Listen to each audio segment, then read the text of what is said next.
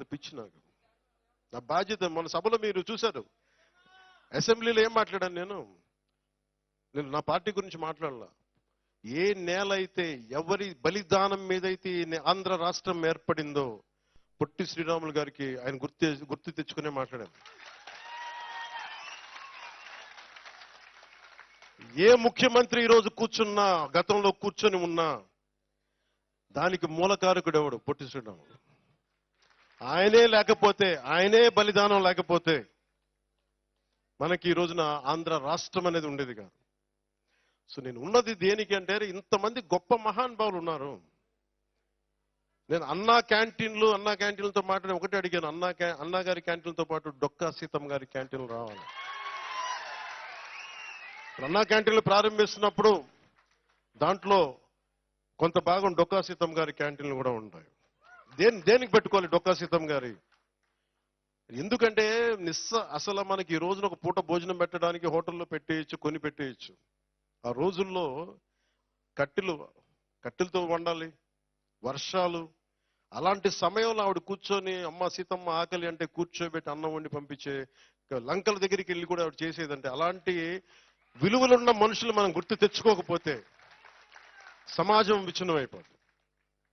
So నాకు పిఠాపురం నాకు నిజంగా కొన్ని 2009 నుంచి నన్ను అడుగుతా ఉన్నారు, మీకు నిలబడతామంటే. నాకు నిజంగా నాకు చెప్పాలి, ఎక్కడి నుంచి పోటీ చేయాలి? నాకు పోరాటం చేయడం ఒకటి తెలుసు. నాకు దాంట్లో గెలుపులు ఉంటాయి, ఓటములు ఉంటాయి, లేదంటే పదవులు ఉంటాయి, నాకేం తెలియదు. నాకేంటంటే ఏడుస్తున్న మనిషి కోసం నా వంతు ఎంత నేను కృషి చేయగలను, ఎంత నిలబడగలను, ఇంతే నా థాట్.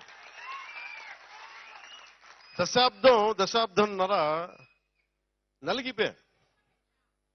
నేను మీకేం చెప్పాను? రాగానే మీకు ఇందాక చెప్తా ఉన్నాను, నేను ఓటమి చూసిన వాడిని. నేను ఒక సినిమా రంగంలో పీక్లో ఉండి నాకు పాలిటిక్స్ రావాల్సిన అవసరం లేదు. కానీ నాకేమనిపించిందంటే, చదువు విజ్ఞానం బాధ్యతనిచ్చింది.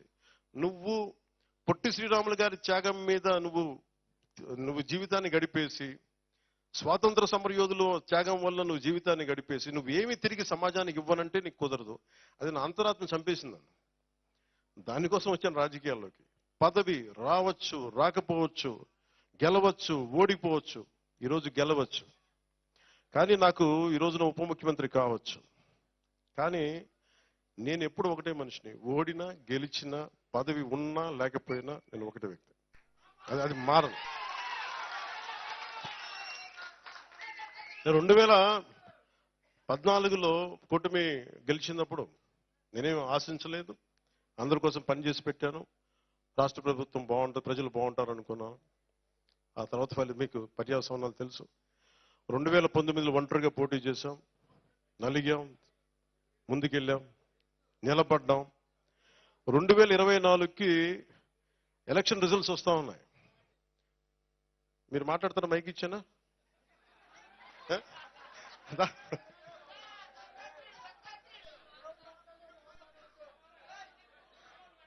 కొంచెం మీరు రైట్ సైడ్ దయచేసి కొంచెం మీరు మౌనం పాటించండి.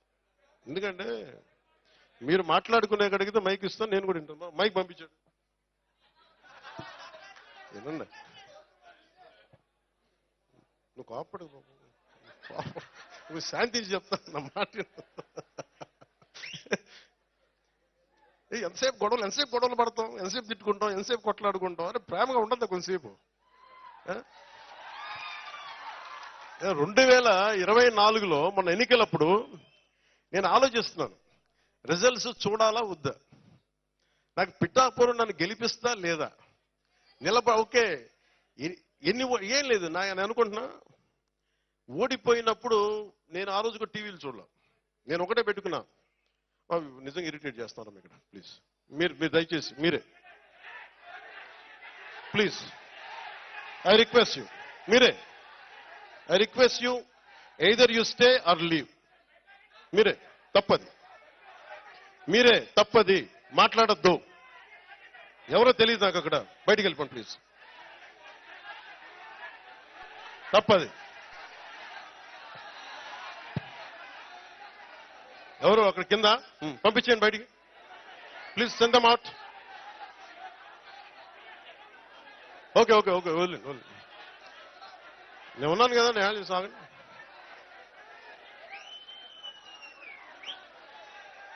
ఓకే ఓకే, దయచేసి కూర్చోండి కూర్చోండి. ఓకే, దయచేసి కూర్చోండి. Either you maintain silence or please. Okay అమ్మా, దయచేసి ఓకే వదిలేండి. 2020 నాకు రిజల్ట్స్ టీవీలో చూడాలా లేదా నేను కూర్చొని ఆలోచిస్తా ఉన్నా. నాకేమనిపించిందంటే కూటమి అఖండ మెజారిటీతో గెలవబోతున్నది నాకు అర్థమైంది, నాకు తెలుసు. నేనన్నా నేను ఏమి టీవీ చూడను, నేను ఒక్కడిని కూర్చున్నా, ఏదో పుస్తకం చదువుకుంటా ఉన్నా. ఎవరన్నా సరే వచ్చి నాకు చెప్పండి, మనం కూటమి గెలిచింది, జనసేన మొత్తం అన్ని స్థానాలు గెలిచింది, పవన్ కళ్యాణ్ పిఠాపురంలో గెలిచాడు. ఈరోజు ఇది చెప్పండి. నేను చూడలా. ఎందుకు చూడలేదంటే నేను నా మనసుకి ఎట్లాంటి సంకేతాలు నేను పంపదలుచుకోలే, టెన్షన్ పడదలుచుకోలే. నాకు అనిపించింది నా కర్మ నేను బాగా చేశాను, నా బాధ్యత నేను సరిగ్గా నిర్వర్తించా. వెనకడుగు ఇలా నిలబడ్డా. భగవంతుడు నా చేతులు ఏదిస్తే అదే అనుకున్నాను. కానీ అఖండ విజయం ఇచ్చాడు భగవంతుడు. ఇదే పిఠాపురంకి వచ్చి నేను సనాతన ధర్మాన్ని చాలా బలంగా పాటించే వ్యక్తిని, చాలా బలంగా పాటిస్తాను. అలాగే అన్ని మతాల్ని సమానంగా గౌరవించాను. అదే మన పిఠాపురంలో బంగారు పాపం దర్గా దగ్గరికి వెళ్ళాను. అక్కడ లోపలికి వెళ్తే ఎంత బలమైన నాకు ఒకసారి శక్తి అనిపించిందంటే లోపల మొత్తం ఆలోచనలు ఆగిపోయినాయి. చూడటానికి కరెక్ట్గా ఇంతే ఉంది, 3 అడుగులు కూడా లేదు, 2 అడుగులే ఉంది ఆ దర్గాకి దానికి లోపలికి స్థలం. ఎంత శక్తివంతంగా అనిపించిందో నాకు. అలాగే నేను మన ఉప్పాడ యాత్ర మనకి మీటింగ్కి వెళ్తా ఉంటే ఒక తల్లి ఒక బైబుల్లోని ఒక సూక్తి మన ఒక పేజ్ చదువుతా ఉంటే, ప్రార్థన చదువుతా ఉంటే నేను కదిలిపోయాను.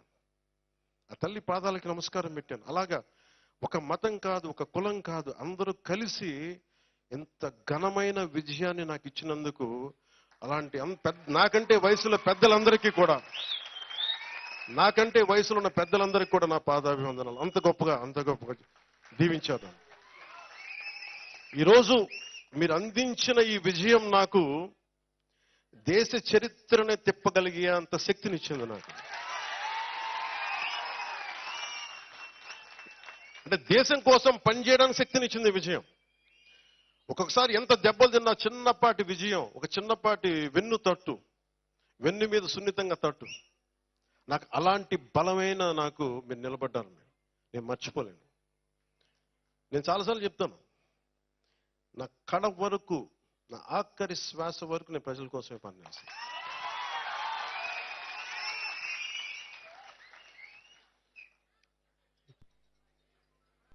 నేను అలాగే అయిపోగానే వచ్చేద్దాం అనుకున్నాను. లోపల ఉబలాటం వచ్చింది, సంతోషం వచ్చింది, చెప్పుకుందాం, పంచుకుందాం, తిరిగేద్దాం, చేతులు ఊపేద్దాం, అందరికీ మన గజమాలలో వేస్తారంటే వేయించుకుందాం అనుకున్నాను. కానీ నాకు ఎలా ఉంటుందంటే, ఓకే నువ్వు వేయించుకుంటావు, నా మనసు ఇంకో మనసు ఏం చెప్తుంటుంది, నువ్వు గజమాలలో వేయించుకుంటావు, ఆ తర్వాత ఓకే తిరుగుతావు రోడ్లంతా, ఆ తర్వాత నాకు కావాల్సినది కాదు, పిఠాపురం ప్రజలకి అసలు నువ్వు ఏం పని చేసి పెడతావు చెప్పు నాకు. విజయం వచ్చాక అందరూ ఎగురుతారు, అందరూ దండలేస్తారు. నీకు ఎంత ఘనమైన విజయం ఇచ్చినందుకు ప్రజలు, నువ్వు ప్రజలకి అంత ఘనంగా నువ్వేం పనులు చేసి పెడతావు నాకు చెప్పు. నేను కూర్చున్నా, నాకు వచ్చి చేతులు ఊపి కృతజ్ఞతలు చెప్పడం సరిపోలా, ఒళ్ళోంచి ఒక కూలీలా పని చేయడానికి సిద్ధపడిపోయాను. అందుకే నాకేమనిపించిందంటే, పొద్దున పెన్షన్ సభలో కూడా చెప్పా, ఒక నిమిషం స్లో, తర్వాత ప్లీజ్ దయచేసి ఒక నిమిషం. ఇప్పుడు స్లోగన్స్ అయిపోయినాయి, ఇప్పుడు మనం పని చేయాలి. స్లోగన్స్ ఇక్కడ దాకా తీసుకొచ్చారు కదా, పని చేద్దాం. ఇదేంటంటే